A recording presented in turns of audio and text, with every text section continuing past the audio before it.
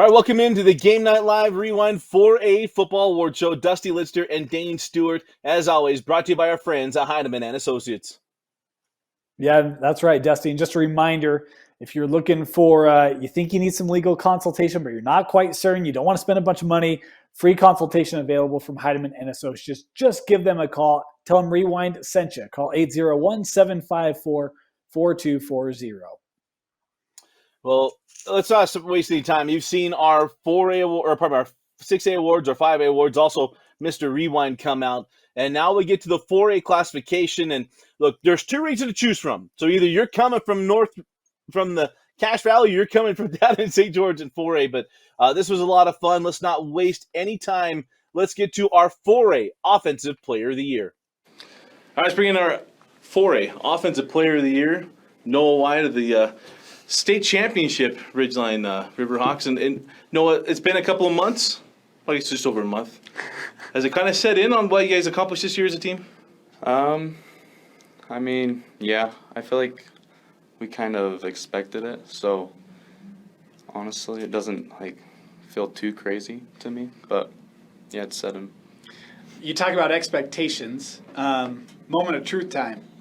Did you expect to run for 2,000 yards? Because the only rusher in the state this year to run for 2,000 yards. No, I did not, honestly. What was that like when you learned that you had hit that mark? I didn't think that I had played that well against Dixie, so I was actually really shocked that I had that many yards. But, yeah, I did not expect 2,000 yards.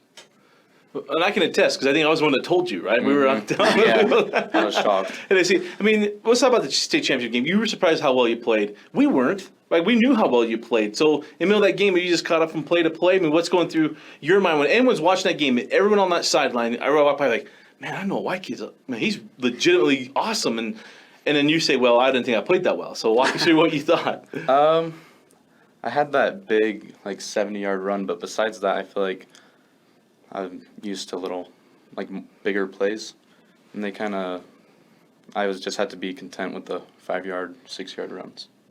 So 2 games I'd love to hear your thoughts on. One, what was it like to beat Skyview? Because I know that's been a goal for this group, right, and to get that done your senior year. And then 2, I want to talk about that semifinal, because we were there, and that was where we were like, oh, man, no, White, you leaped off the page. Let's talk Skyview first. What was that like? That was super, super fun. I wish we could have beat them by more, to be honest. But is there a point, is there a point total that you could have reached? I want to beat them by more? I don't know. The most possible. Yeah, there is no. It's a there is no, right? rivalry game. So, but yeah, it was super nice to finally beat them. And I mean, they're the top dog until someone knocks them off. So. And what was that Grantsville game like, that semifinal? Because it felt like, we were kind of talking about that game. Crimson Cliffs, thank you, yeah. Crimson Cliffs.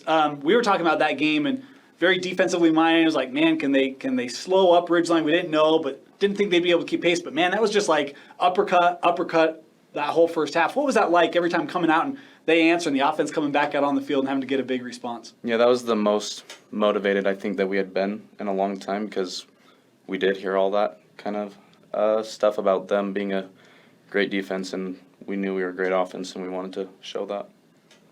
When you wrap up this year and you think about it, is there a game or a play that comes to mind when you think about your senior year at Ridgeline? Oh, man. Or maybe, I don't know. Probably just winning the state championship, the whole thing, especially the first play, our first touchdown that Caden threw. That just kind of set in that, we had the momentum after that, and we got on a roll after that. Senior heavy group. I mean, Caden Cox, Peyton Knowles, Strat Simmons, a lot of guys there that have been playing together for a while. What's it been like to play with them and to be able to cap off your guys' senior years with that state championship? It's been amazing. That group has worked so hard, and we have a ton of chemistry, and it's just, super happy to finish it off the right way with them. Well, man, congratulations on what's been an outstanding year and a terrific career, and now a state championship, and now a little bit of hardware to take along with you, man. Thank you. I appreciate it. Absolutely. Well, congratulations, Noah White, our 2021 4A Offensive Player of the Year. Look, we called him the ultimate weapon. I mean, Noah White was so much fun to cover. Yeah, he was. 2,000-yard rusher this year for Ridgeline. Obviously, we saw him out of the backfield as well. catch the football for almost 450 yards receiving for the Ridgeline Riverhawks. And when you add him and Caden Cox, this offense just so multiple, so many different ways they can beat you. And I mean, you think about that Crimson Cliffs semifinal game. I mean, he had an absolute, on a tear that night. Of course, needed a big championship game to reach the 2,000-yard mark. He did. It felt like he was able to impact the game in so many different ways, was difficult to stop. And, man, just what a year as he and the rest of that Ridgeline group able to take their program to its first ever state championship in football. I mean, it was spectacular to watch him play. And we talk about covering him because the only way you were going to cover him was to be one of us, be one of the press guys, to just sit up top and cover and just the game. Enjoy. Because you weren't covering him any other way. That was not happening. Yeah. It was absolutely not happening. So he was absolutely spectacular. All right, let's get to our next award, our 4A Defensive Player of the Year. All right, let's bring in Jackson Griffiths, our 2021 4A Defensive Player of the Year. Young man down at Crimson Cliffs High School. And Jackson, first of all, man, congratulations on what was an outstanding year, a terrific career at Crimson Cliffs. But how do the shoulders feel, about a month and a half after a season which you collect over triple-digit tackles? How's that feel? Shoulders are feeling great. I love to hit, so you can't play football if you don't want to hit. I was gonna say, there's a show tune, and this is probably where I'm gonna lose a lot of people.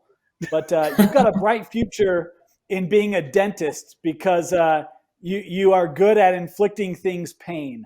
That's from Little Shop of Horrors. But Jackson, talk about talk about this defense because we talked all year long about how good it was, but man, I mean, you guys just felt like inside of region play, even outside. I mean, you guys play Timpview, you limit them, to one of their fewest points scored in non-region play, and then you go through Region 10, and I mean, outside of Desert Hills, you guys really didn't allow more than 16 points. Like, talk about what it was like to play with that unit and just being kind of the strength of that team week in, week out, being looked to come through and make big plays. Yeah, I mean, I came in there as a junior from up north, coming from Lone Peak, and we obviously had our choice of where to go. But I went to one practice with that team, and I was like, man, like, this is something special. I just had to be a part of it, and it's shown throughout my 2 years, like, especially what we did this last year. We all just kind of complement each other, and we really bought into what our coaches were telling us and what we needed to do. Like Coach State just said, like, our coach gave us a plan and we executed it. Like, I would say we were the most disciplined team in Utah because we bought in and we did that, and we all complimented each other because that's how our defense runs. And Jackson, talk about you compliment each other, and it just really turned out to be such a spectacular year. And one of the things we talk about is you grew up going to Lone Peak, and how close AF and PG and Sky Ridge, all those schools are so close to you guys at Lone Peak. But when you go down to St. George, you're kind of removed from everything, and then it's just the St. George schools. I mean, even thinking about that Snow Canyon game, you don't score touchdowns on offense, but man, your guys' defense stood up, and one guy in particular. But you guys always seem to figure it out. How fun was it to go from that environment, go from Lone Peak to go down to St. George, where everybody knows each other still, and it's just that's the region, man. And did it feel like you're at Lone Peak and just going week to week and go battling within St. George? I love St. George because we're all so close to each other. It's a rivalry game every week. Rivalry games are always the funnest games. So it's fun to go play kids that you've known all growing up. And like, we had kids because we have a new school. So kids came from everywhere to come play with us when the new school opened. And it was just fun. Like, every week was like, oh, we have to beat this team. And it was always a fun game. Our students always showed up. And I love it. I love the competition. It's fun. Just, yeah. Jackson, Dusty talked about over triple-digit tackles. Let's go through the numbers. 126 tackles, 11 TFLs, 4.5 sacks, an interception, 3 forced fumbles, 2 fumble recoveries, and 2 block punts. Pretty good year. But you talked about a new school at Crimson Cliffs. What was it like to kind of help lay the foundation at a brand new program and to see that in your short time there get to the semifinal. What was that like as you think back on your career of really helping to build that program from scratch? I had a ton of fun. It was cool to be able to build our culture. That's something that we preach at our school, is just building a culture. And it was fun to, kind of set the standard for how hard we work, what we do, what we're all about. Like that's really all it takes to be a good team, is having a good culture. And we talked a lot about keeping the bad things out of our culture. And I just think, it was so fun to be a part of that, just building all that culture. I love it, and it's something I'll always take throughout my life, is just having a good culture. And it shows, man. What you guys were able to accomplish this year has just been absolutely spectacular. And Jackson, I got to hear about you and watch you play. It was an absolute blast, man. But what's the one moment you remember from Crimson Cliffs? When your time there, as you think back, the highlight reel that goes through your mind, is there a time, a play, a moment that runs through your head? I think that second Green Canyon game when we played them in the quarterfinals, like we just all came together, and I think that was probably the funnest game I've ever played. And then I don't know if you guys saw it, but that sack I got and he fumbled it, and I just remember running over to the crowd and I'm screaming at the top of my lungs, and you just feel on top of the world. Well, that's awesome, man. Well, hey, congratulations. It was a heck of a run at Crimson Cliffs, but congratulations, Jackson Griffiths, our 2021 4A Defensive Player of the Year. Thank you. Look, I meant it. I absolutely meant it. How you bounced back from over 100 tackles in a season, and I loved his answer. I just like hitting people. It's okay. I guess there's not much recovery. That just tells you with Jackson Griffiths, what makes him different from pansies like myself was that, hey, I like it. We're good. I'll tell you, he is a physical linebacker. And, you'll hear more about Jackson Griffiths. That's a little tease for you. But, this guy, he brought it every week. And, we listed the stats there. He impacted the game in so many different ways. Interceptions, forced fumbles, fumble recoveries, tackles, sacks, TFLs. If there was something he could do to help lift this team and this defense, he did it. And what a phenomenal year, as a senior, helping to take this Crimson Cliffs program to their first ever semifinal. And when you watch him play, you see he does like hitting people. He's got a talent for causing things pain, and he's got a bright future as a dentist, for those of you who didn't catch that. It's a joke. Yeah. Little Rick Moranis. Yeah. And not Ghostbusters either. Or Honey, I Shrunk the Kids. It's a good thing we don't have a dentist sponsor, because we'd be losing them right about now. So. Give us a call. Let us know. But let's go to our next award. Let's go to our 4A Coach of the Year. And let's bring in our 4A Coach of the Year, and Coach Jaron Tate of the Crimson Cliffs Mustangs. And Coach, first of all, congratulations on what was an outstanding year, the best year of Crimson Cliffs football. What made this team different, maybe from other iterations, more than just time being in the program? Because we had the time, and because we had, these kids that were seniors, they started with the school when they were sophomores. And with the smaller classes, the last 2 years, a lot of these seniors had varsity playing time for the last 2 years as well. And so we had a lot of experience, and we were in a lot of tough situations in the last 2 years, and we faced a lot of adversity that we had to overcome.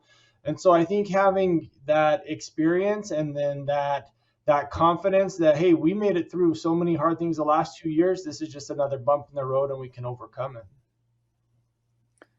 Coach, a great year, and we didn't get a chance to see you guys until the semifinal, in person, but saw a lot of your streams over the course of the year. And man, it really felt like, as the playoffs went on, as the season went on, your offense just got stronger and stronger, and going up against a really good Ridgeline defense. You guys went toe-to-toe with that high-octane offense that Ridgeline had. Talk about the development of your offense over the course of the year, and really some of the playmakers that helped that get stronger and put together the big postseason run for you guys. We had a lot of adversity on the offensive side of the ball, especially early on. Our starting quarterback, Chase Hansen, went out with a broken collarbone against Timpview. And, we ended up only losing to Timpview, a great 5A team, by 5 points down here. And it was really difficult because he worked really hard, and it was just really an emotional time for him.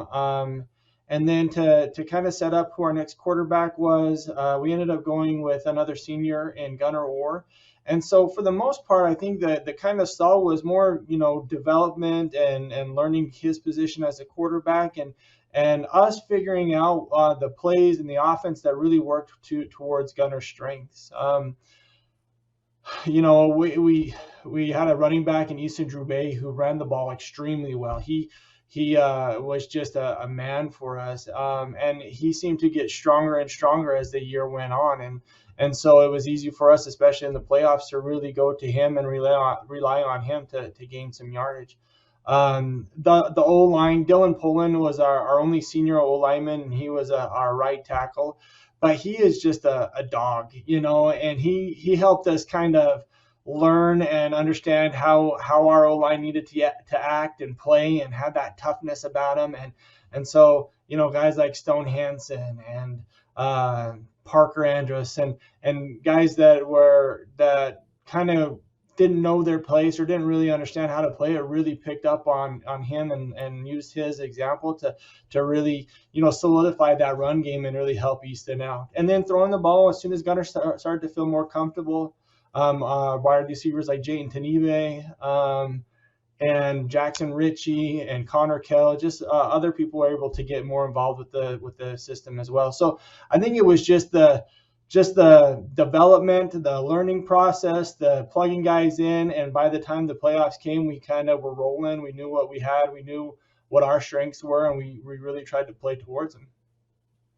Coach, how fun is it to be in St. George, where you've got your team up and coming?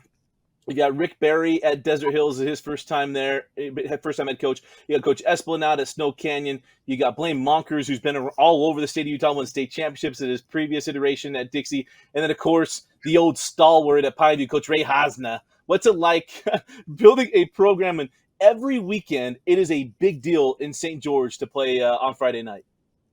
I'm glad to bring it up, because we've felt for a long time that we play good football down here in Region 10 now. It used to be Region 9, but we really feel like in Southern Utah we play good football. We have a lot of kids and a lot of talent, and a lot of and it's a dogfight. It's a war every Friday night. It doesn't matter who you play.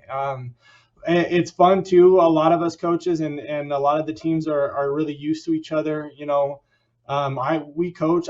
Myself and my defensive coordinator, Wayne Olofipo, we coached with Monkers at Dixie High School when he was there the first time, which was also with Coach Barry, and we've been coaching against Ray Hosner for so long, and the great part about it is there's a lot of camaraderie too within the programs, and so nobody wants to lose to each other. We're going to fight and fight and fight so that we're not losing. But then when you see other coaches and other players and other people from the different schools, there's still a real camaraderie and real respect for each other's programs.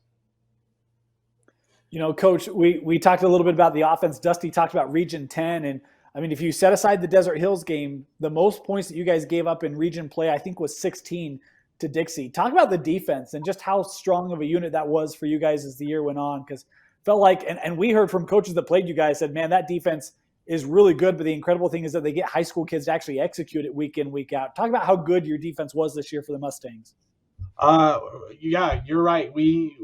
Our defense was phenomenal, and we relied on guys like Marley Sagapolu, who was our D tackle, and he's been our anchor on the D line for the last 3 years. Jackson Griffiths at the middle backer spot, Zach Andrus at the middle linebacker spot, Nate Jorgensen on our outside backer. And then on the back end, we had guys, senior leadership, and all four of them, Isaac Golder, Dexton Draper, Corbin Cuff, and Jackson Cleverly did a great job covering the pass too. That would give our guys up front time to put pressure on the quarterback when we needed to. The funny thing about that too is the Desert Hills game, we were leading that game 7-6 going into the fourth quarter, and so we ended up giving up some points in the fourth quarter. But we had an opportunity to really hold that team to some low numbers too, to give ourselves an opportunity to win. But just week in, week out, Coach Wayne Olofipo and our defense, the planning, the scheming, the working together, the watching game film, and really preparing for each and every team that we faced every week was just second to none. And so we relied heavily on that defense. And then as our offense started to come alive and come together, so we felt like we had it good on both ends. Our defense was playing really well, and our offense started to really pick it up. And we really felt like we were a dangerous team come the playoffs. But it's a credit to our players. It's a credit to their belief in Coach Wayne and the scheme. And it's also a credit to our scheme and what our plans are on really only playing guys on one side of the ball. Our defenders were able to focus just on their roles and their responsibilities, which allowed us to be more complex with our coverages and our blitzes and just our schemes overall, so they could focus on just that one side of the ball and not make mistakes too. Well, Coach, it was a spectacular year. Congratulations on making it to the semifinals, but also congratulations being named our 2021 Game Night Live Rewind 4A Coach of the Year, Coach Jaron Tate of the Crimson Cliffs Mustangs. Coach, congratulations. Thank you very much. Coach Jaron Tate, we got to learn this in that Ridgeline game. For the coaches who normally don't like to talk to us pregame, Coach Tate gave us great insight. And you saw here in that interview, this is a guy very thoughtful. He knew his kids. I love that he obviously had his depth chart ready to go, so he wasn't missing names. This guy was prepared, buttoned up, and ready to go game in and game out. Yeah, and I think you saw that. And I love the way that he talked about how the season went, right? Had a senior quarterback, the injury, and then he had to train another one. And you saw that happen. And when you look at the way that the year progressed for Crimson Cliffs, you can see that play itself out. That offense did get stronger, especially in the back half of region play and throughout the playoffs. You talked about a big offensive line. We saw them run the football really with a lot of success behind that offensive line. Obviously, the defense, and to your point, Dusty, talking about every level of that defense, guys who can impact it. And, for a guy who's building a program from scratch, right? Just the third year of this program to reach the semifinal, hit 8 wins this season. Man, the future's bright for Crimson Cliffs. Could not have a better guy leading the charge for the Mustangs than Coach Jaron Tate. And, we had expectations of this program, Dusty. It was kind of my program said, hey, keep an eye on Crimson Cliffs this year. And, they surpassed those expectations and more. And, man, you can see he's got a good foundation built there and just another stellar program down in Region 10 to contend with. Yeah, it just makes Friday nights in St. George even better. When you know that any night when you get into region play that you can go watch spectacular football. That's just what makes this so great. But congratulations, Coach Tate, on winning our Coach of the Year. And now let's get to a new award. And really, the reason why this award exists is for this young man. Let's get to our two-way Player of the Year. All right, let's bring in Mr. Two-Way for the 4A classification, Austin Turnbull of the Desert Hills Thunder. And Austin, just so you impact both sides of the ball so much, we actually created this award because of how you started the year, man. So this was to go after guys, award guys like yourself that get done on both sides of the ball. So if you have your preference on game day where coach comes up to you, Coach Barry's like, hey, Austin, where do you want to play? What side of the ball? What's your answer? Whatever helps the team. If I'm being truthfully honest, like coach needs me somewhere, I'll play anywhere, literally. Okay, it's two-way, man. They can't give you three-way award for being the great teammate award. So we'll take it. Sir. All right. So when we talk about two-way, obviously, I hope a lot of people know about your receiving numbers. 13 receiving touchdowns, just shy of 700 yards receiving. But Austin, I got to ask if this is correct. 3 carries on the year and 2 rushing touchdowns? Well, so every time that I got it was always Wildcat, and it was always within the 20-yard, on the opponent's 20-yard line. So, I don't know. The coach, I don't know. I have no idea. Nothing else. You're a great finisher. We learned that. Yes, sir. How fun was it to Coach Barry comes in his first year, and how different was it from this year or from last year to this year playing under Coach Rick Barry? It was awesome change. love Coach Murdoch. That was my previous, like, such an awesome coach, and love that man. Like, literally, like, have love for that guy. And then Coach Barry came in and just like spoiled us, absolutely spoiled us, and then just being able to go undefeated in our region was just unreal. Like, what an unbelievable moment, experience I got to live. And then just all the coaches he brought with him, it was like literally so awesome. We've talked with a few about that. What's that like to play in Region 10, where every week, I mean, even, Crimson Cliffs was a lot better this year. Dixie's a power every year. You guys, Pineview, what is that like every week that you're just going up and it's just going to be a dogfight week to week? It's fun. It's like it's literally just fun that, like, because you can't take any weeks off, and that's what's so fun about our region is it's such a good region that it gets overlooked. I think so. And then, like, it literally has so much talent in it, and yet it's just competition versus competition versus competition. So every week, is it the winner owns Boulevard or winner owns Bluff Street? I guess you're on Brigham Junction on the backside. So what's the trophy like between the students? What street do you get to own when you win a game in St. George? it's oh gosh, I don't even know that answer. Like, honestly, it's just the areas. Like, it's the battle of the areas, literally. Well, Austin, go ahead, Dave. Well, I was just going to say, Austin, when you think back on this season, what is the game, what is the moment that you reflect back on that brings you the most joy, the most satisfaction? I would say the start of the season with my 4 interceptions, but then at the same time, I would say, like, literally every game just brought so much joy. Like, going up to Cedar Valley, us being a team that's not going to win that game, and then beating them by 30, like, that was just such a cool experience. I don't know, like, every game was such an awesome experience, and, like, I'm so grateful to be able to have it in my life. Austin, what's next for Austin Turnbull? Go serve at LDS mission. Follow my brother's path by doing that, and then go college football.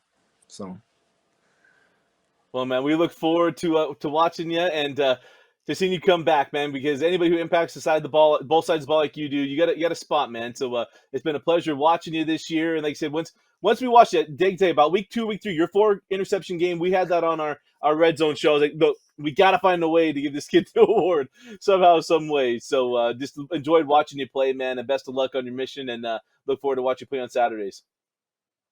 well, it's an honor to be here. Thank you guys so much. And I wasn't joking. This isn't hyperbole. Dane, you can remember, we got done with a game or some games one week, and I said, there's this Austin Turnbull kid down at Desert Hills. We got to find some way to give this kid some love and an award. And we came up with the idea of doing Mr. Two-Way. Yeah, and it felt like, Dusty, whenever that Desert Hills defense needed a big play, Austin Turnbow was there, didn't it? I mean, it just felt like all year long when they needed something to happen, you had to watch out for Austin. And he just had that ability to make big plays for Desert Hills, and it was a fantastic regular season for them. I know that things ended early to their liking in the playoffs, but, man, what a year. What a year for the Thunder and Austin Turnbow, both sides of the ball, man. I mean, he made big-time plays whenever Desert Hills needed it. He was a big reason why they had the success they did this year. Absolutely did. Well, again, it was such a great year for Austin Turnbull, and it'll be fun to watch where he ends up and what he does. And but congratulations being the first year winning the Mr. Two-Way. And let's get to another new award we have this year. Let's go to our Mental Performer of the Year. All right, let's bring in Seth Takau of the Dixie Flyers, our 2021 Mental Performer of the Year. And Seth, first of all, congratulations on a spectacular year, man. And you had to push through so many things and so much stuff in the middle of the year. Maybe give you a minute just to kind of walk people through what you had to deal with. I mean, I believe you lose your father in the middle of the season. And what was the rest of the year like for you, man? Be able to, play the game that obviously he loves and loved watching you play. What was it like to come back to the field? You played that week, man. How do you mentally push yourself through that and gather yourself week in, week out? I just like just the like knowledge of like the gospel. Like that's the only thing that helped me. Like knowing where he is and that he's still with me. Um, the thing that helped me the best was like knowing that he's on the field with me. Like I felt more confident than if he was actually like alive. But actually, I feel like it helped me more because I felt more confident in myself that he's like there with me. So I don't know. It was kind of like a plus, but terrible. That's awesome, man. Yeah, I mean, it was one of those things, Seth. When we heard the story, it was like, man, I couldn't believe, your ability to handle that as a high school football player. But there were so many things, because not just that. I mean, some of the injuries Dixie went through this year. I mean, your running back and then your quarterback, and just kind of moved all over. I mean, talk about that, having to play multiple positions and figuring out how you're going to keep this thing moving for Dixie while guys are out on the sideline. It was a little crazy, but my team helped me out a lot.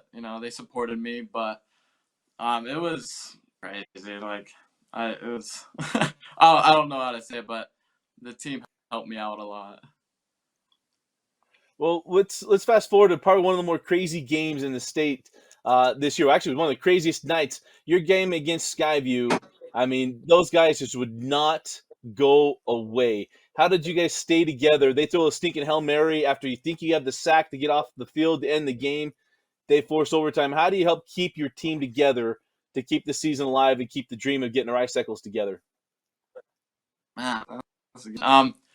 Just like just relying on our like our friendship and our bond that we have as like a family. So just like trusting each other and relying on that bond that we have that our guys have. Seth, when you think back on this year, and oftentimes there's a lot of strength and growth that can come from difficult times. When you think back on this year, what's the moments that you're most proud of that you'll take with you into your next steps in your life?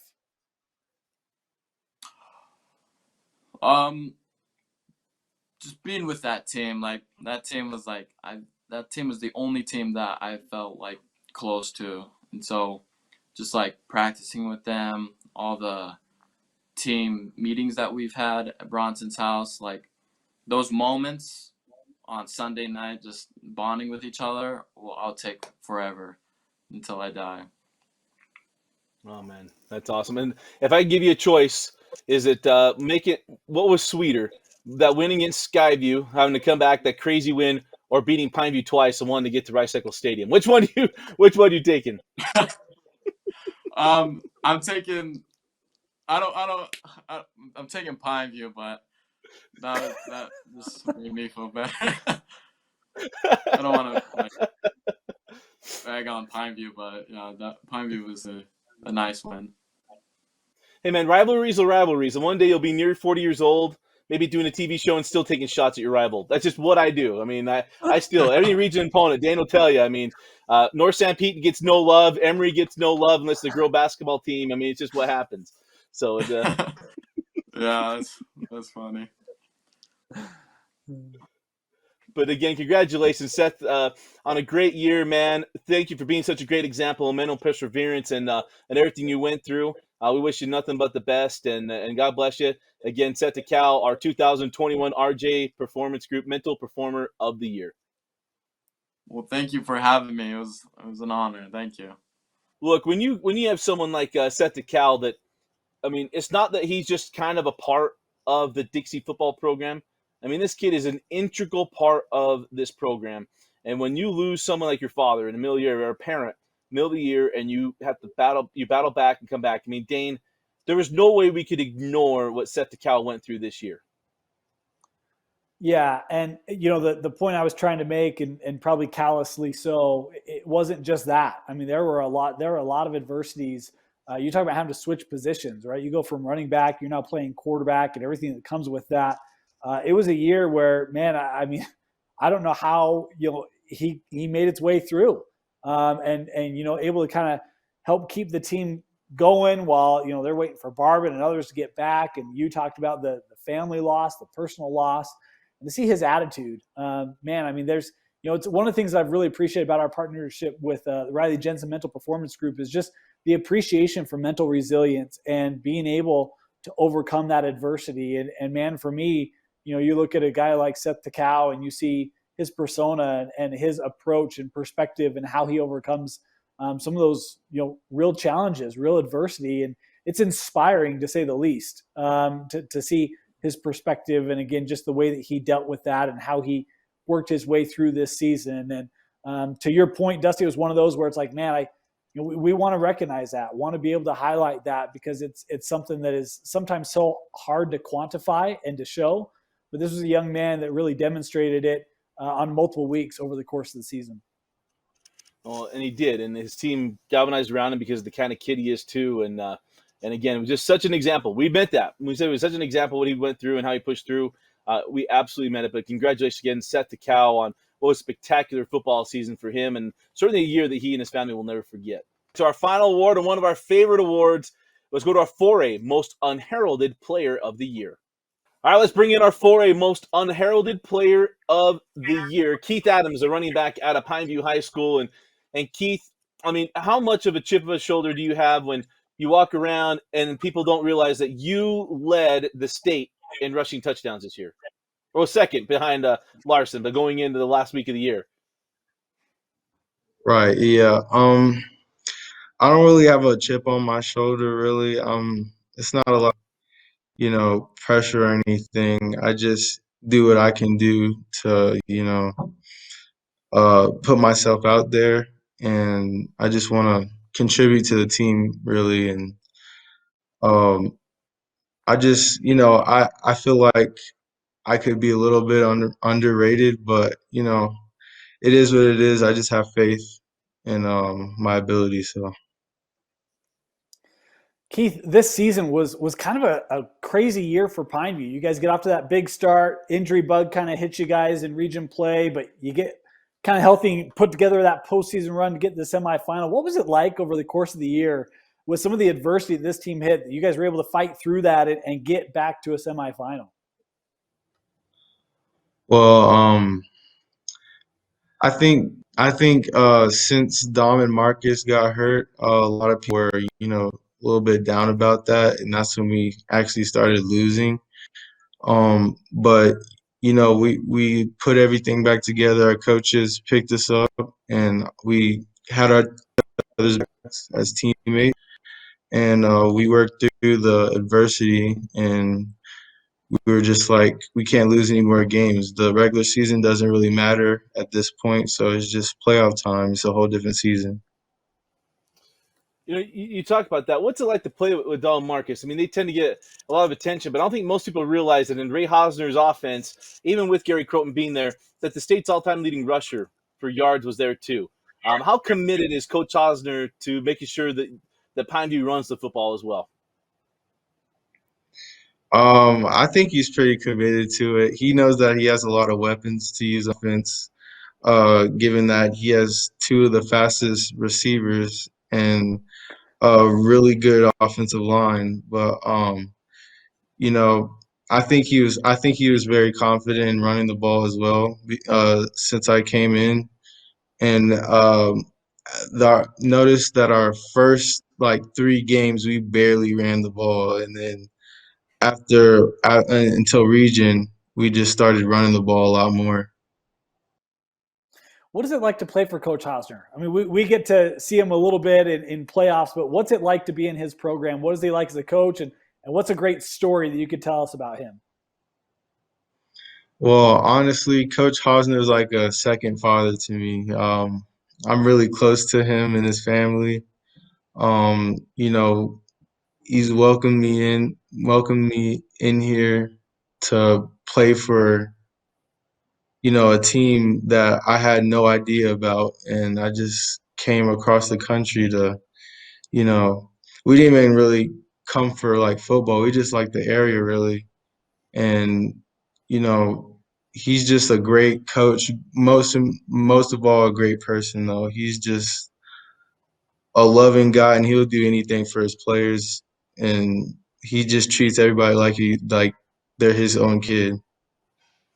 I was just going to say, when you think back on this year, Keith, what is the game, the moment, the play? What is kind of that thing that still stands out to you that you find a lot of joy, satisfaction in? I think overall my season was, I mean, my standards high as a running back to, I put I really put in my mind there is no limit. So I just reached to where, until it ends. So basically, I'm not satisfied until I get to where I want to be. But, I am satisfied at the same time, if that makes sense, because, it's a great accomplishment to lead the state in rushing and like rushing touchdowns almost and be the number one running back. So, I mean, I'm very, blessed to be in that position. Well, Keith, it was a spectacular year, man. We're so glad that you chose Utah. It was fun to be able to watch you play on Friday nights, and we wish you absolutely nothing but the best. But we hope you also get to find a new home for the next 4 years, man. We wish you the absolute best. And again, congratulations on being named our 2021 4A Most Unheralded Player of the Year. Thank you so much. I really appreciate that. Well, you see Keith Adams, and you learn the story that families from back east, they wanted to move west. This wasn't just about football. They wanted to relocate for life. And it's just so awesome to see a kid that just accepts where he is and was so excited to be at Pineview. And he had a spectacular season this year. Yeah, he did. And, there's something interesting because, Dusty, the way you phrase that, right? I mean, this is an offense that historically, Coach Hosner, we saw it last year, right, on their path to the state championship game when, they're throwing the football all over the field and, kind of start the year that way. We talked about some of the injuries. Keith mentioned it, and now they're starting to run the football more. And a guy who's just, hey, going to go out there, help his team however he can when his number gets called. That's bad news for opposing defenses. He went off. And it was, made this Pineview team really multi-dimensional in preparation for that playoff run that they put together. But, man, he was such a fun back to watch and really a kid that, I didn't know he was going to be there before the year started. But you saw tape on him, was like, oh, man, this kid, he can run the football a little bit. Big physical back, had great speed as well. And they really relied on him to get through all those bugs, those injuries that they had to deal with. And, man, great year for Keith Adams. Awesome to have him here playing football in the state of Utah and to be able to see him this season. Yeah, it's been outstanding. And again, that most unheralded player is a guy maybe we could have talked about a little bit more and that flew under the radar, and he was terrific. And really, when we talk about flying under the radar, that is the 4A classification, isn't it? Kind of go under the radar. We got two regions going at each other, but our Mr. Rewind, if you don't know, go watch the video. Maybe he comes out of this classification too. But it's been an outstanding year watching 4A football. And what a great year, great way to put the bow on it. Congratulations to all our award winners. Go check out our 6A, 5A, and our rural, first year we're doing this, the rural awards shows right here on Game Night Live Rewind. For Vince Francis and Dane Stewart, I'm Dusty Litster. Thanks for joining us and watching the Game Night Live Rewind Award Show.